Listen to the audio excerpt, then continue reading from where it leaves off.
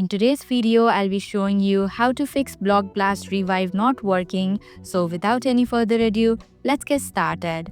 First, ensure that your device has a stable internet connection. Sometimes the revival feature requires an online connection to activate, so make sure your Wi-Fi or data is on and strong.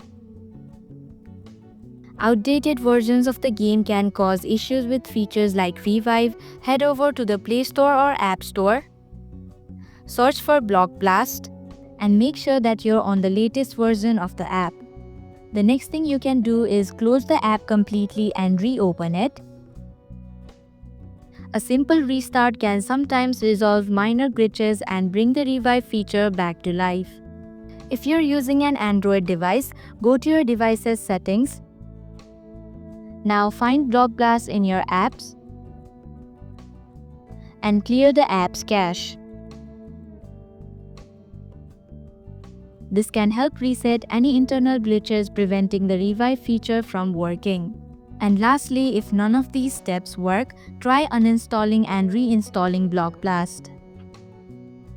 This should fix any persistent bugs that might be affecting the Revive feature. Just make sure your progress is saved before uninstalling.